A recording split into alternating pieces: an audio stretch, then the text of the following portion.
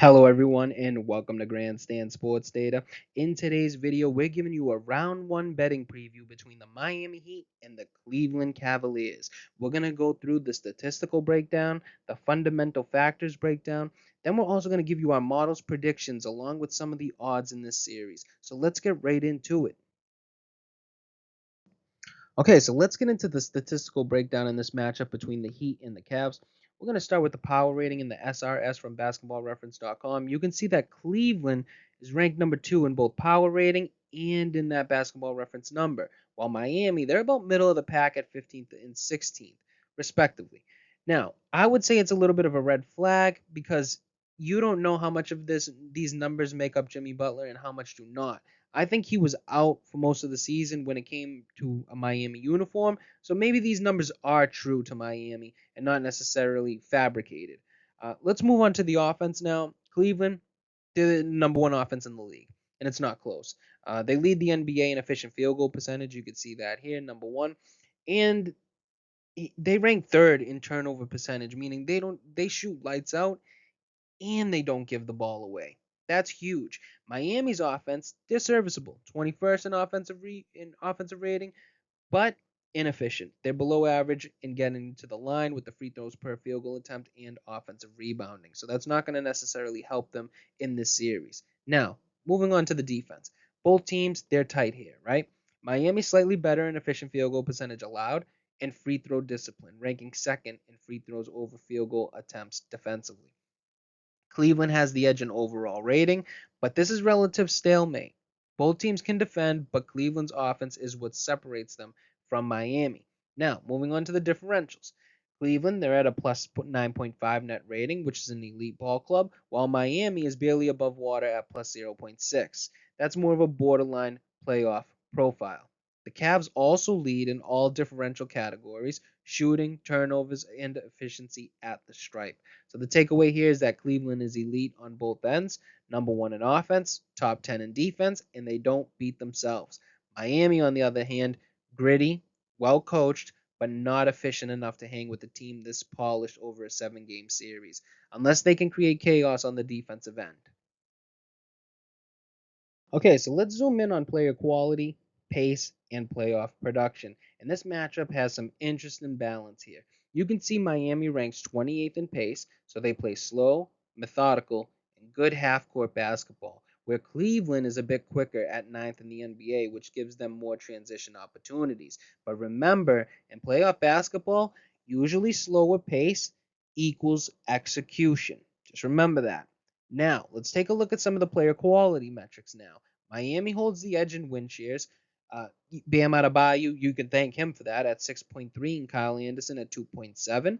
Whereas we look on the flip side here, Cleveland's only at a 10.9, with only Donovan Mitchell having that pretty decent experience in the playoffs compared to everyone else on his team. Max Strus also comes in at second for Miami, and that's because of him in that deep run with Miami.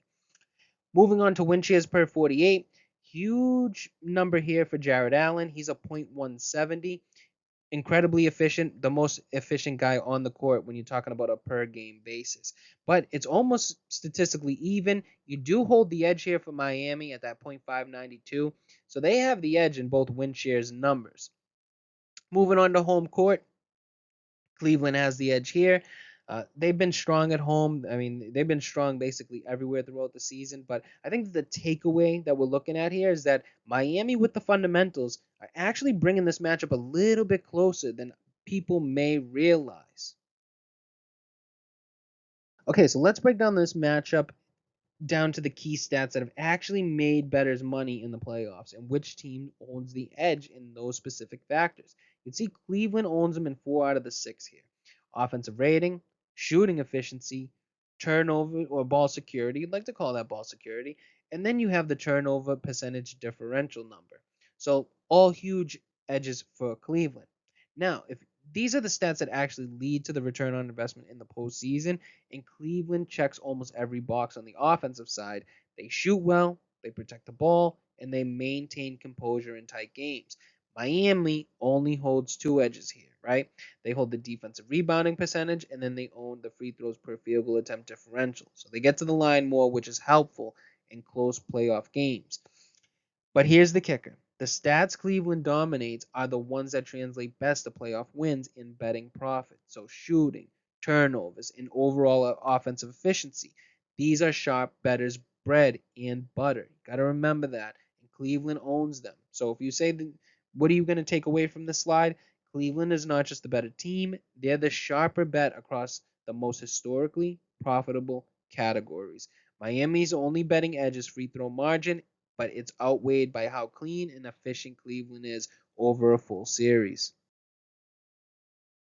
Let's look at how these teams have performed against the spread, and it's pretty clear the gap that you see here.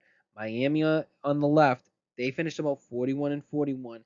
They were down $3.69 for every $1 bet, and that gives you a minus 4.5 return on your investment. Now, a lot of people are going to see, I keep seeing records 41 and 41 for almost every team when it comes against the spread. What is that telling you? The market is almost perfect at balancing these teams. They really are. It's the most efficient the market has ever been. Now, to come off of that, the black trend line that you see shows how streaky and unpredictable that Miami Heat were, right? They rallied late, but overall, you lost money betting them blindly. So they never built sustained value, mostly hovering around break even and occasionally spiking, but not a team the market consistently mispriced in your favor. If you move on to Cleveland now, 49 and 33 against the spread, $11.59 profit for every $1 bet. That was good enough for a 14.1% return on your investment if you held Cleveland in your portfolio. So one of the most profitable spread teams in the league. You can see it visually. That black line trended up fast and then stayed high. Even with the midseason dip, they never fully collapsed like other overachieving teams. The market never quite caught up, but you can see they are trending slightly downward going into the playoffs. Could be because of rest, could be different factors. But the books consistently overvalued Cleveland, or excuse me, undervalued Cleveland. Bettors backing them got paid, and it wasn't fluky, as you can see. Miami, on the other hand, they were priced at a I would say they were priced right most of the year. And when they were favorites or catching short numbers, they didn't deliver enough to be a trusted long term. So the takeaway here is that if you're betting the series spread or early game lines, Cleveland is the sharper side by far. They're not just better, they're better at beating the number, which is exactly what we're after. Let's take a look now at the money line performance. Who cashed more straight up tickets, and more importantly, who returned the profit? So, on the left, the Miami Heat, they were 38 and 44 straight up, and if you bet them every game, you're down $7.37 for every $1 bet. That's a minus 9% in your portfolio. That black trend line dips hard mid-season and never really recovers. They were overvalued even in games they managed to win. That's basically what that's showing you. Bettors who backed the Heat outright all year were consistently losing, especially during that brutal stretch from about game 60 through 75. That's a huge dip right there. Moving on to Cleveland now, they were 64 and 18 straight up, and they still turned a profit at $4.84 for every $1 bet. Good enough for a 5.9% rate of return in your portfolio. Why is that impressive? Because they were favorites almost every night and still profitable. That's never easy. So early in the year, they were undervalued, and by the time the market adjusted, they had already banked nearly 10 units. But I will say they are trending downward, and that could be for multiple reasons. So Cleveland is a trustworthy moneyline favorite. They win when they're supposed to, and they don't bust tickets that way inflated public teams do.